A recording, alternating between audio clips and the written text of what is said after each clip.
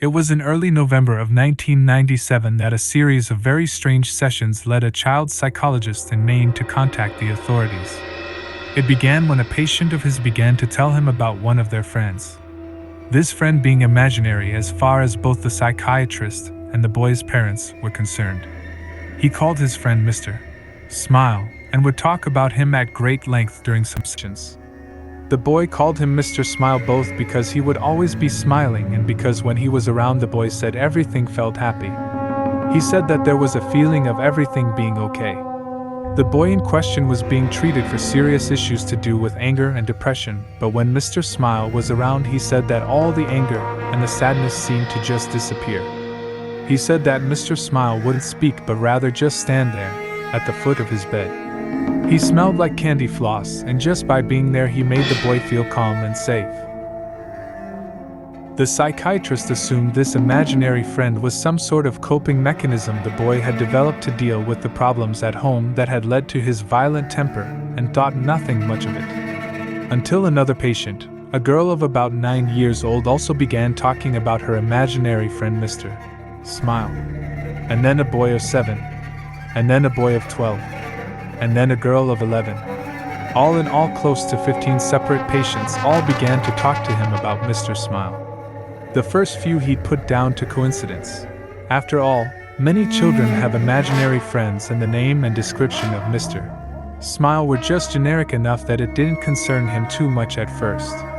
But as more and more of his patients told him about Mr. Smile, he began to grow concerned. He asked for more details. Every single one of them described him the same way, using the exact same words.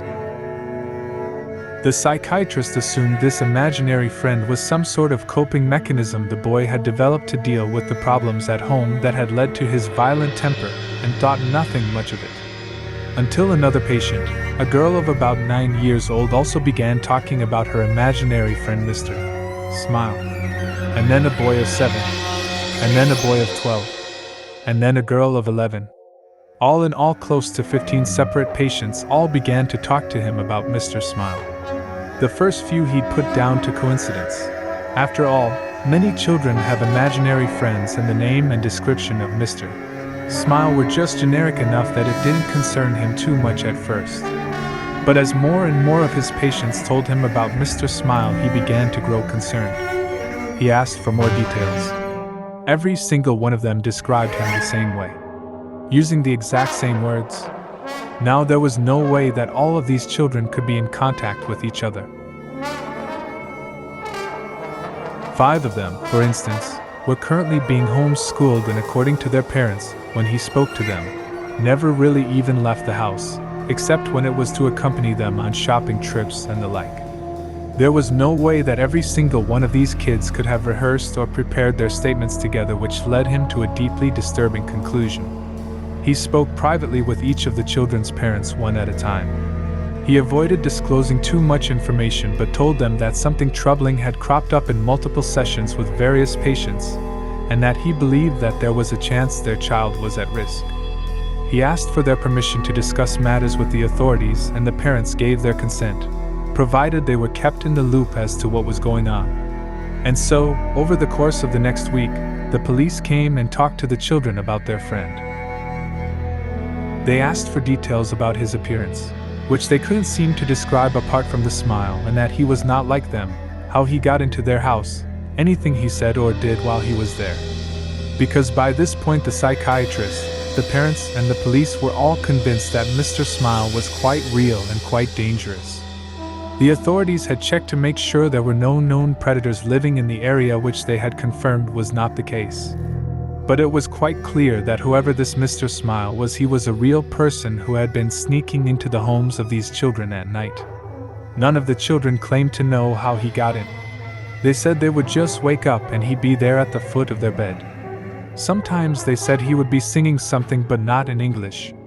It sounded like a lullaby, they said. It made them feel safe. Finally, the children were asked to draw Mr. Smile, as they couldn't put into words how he looked. Each and every one of the children picked up a red crayon and proceeded to color in the entire page until it was just a rectangle of red. When asked about this, they insisted that they had drawn Mr. Smile. When asked where his head, arms, and legs were, they would insist that they had drawn those.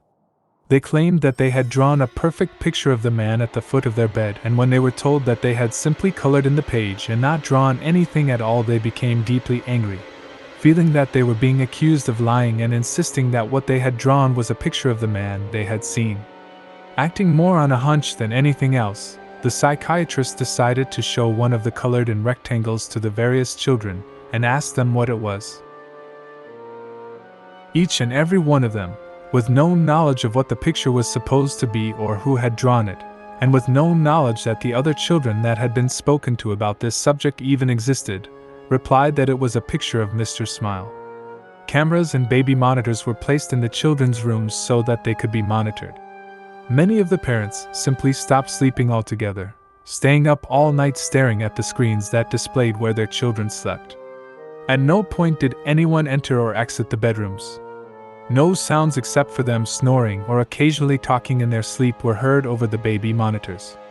There was no sign of Mr. Smile. After almost 2 weeks of this, many of them began to doubt that Mr. Smile had ever existed. Other psychiatrists since have put the whole thing down to some strange shared delusion that, while it couldn't be explained yet, did not have any basis in reality. Some suggested that maybe this whole Mr. Smile thing had its basis in a TV show or film that the children had all watched, leading them all to dream up something similar. Then one of the boys went missing. The camera in his room had gone dead at around 2 in the morning. His mother had run to check in on him only to find his room empty. It had literally taken her less than a minute to run to his room.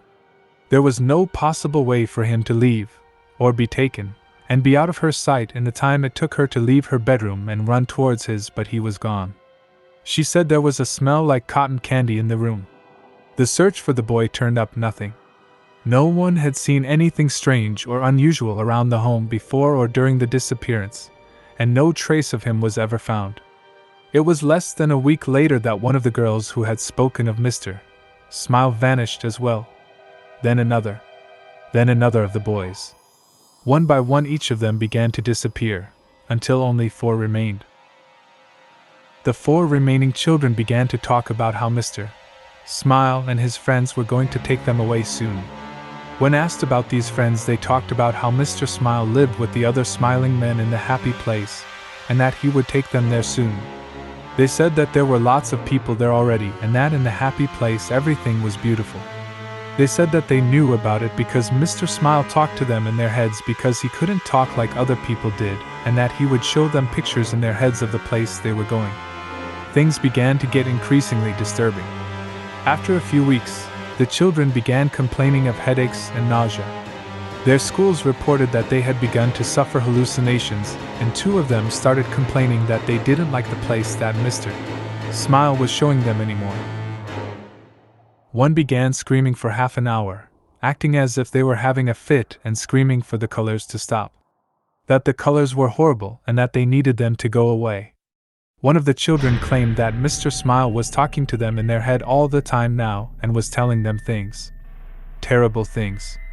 But that they couldn't talk about it. That they mustn't because then their parents would know about the terrible things too.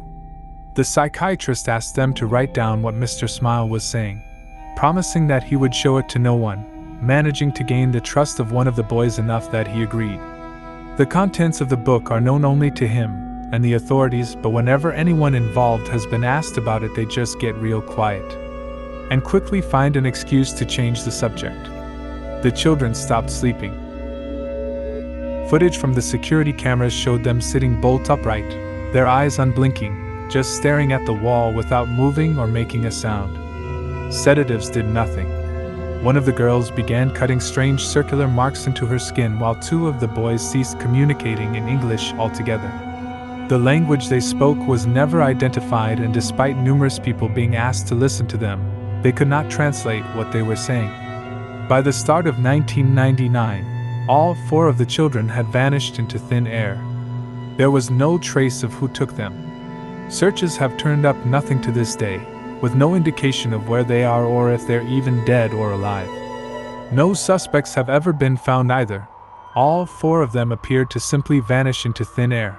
Much like the others, all of whom also remain missing, their disappearances unexplained.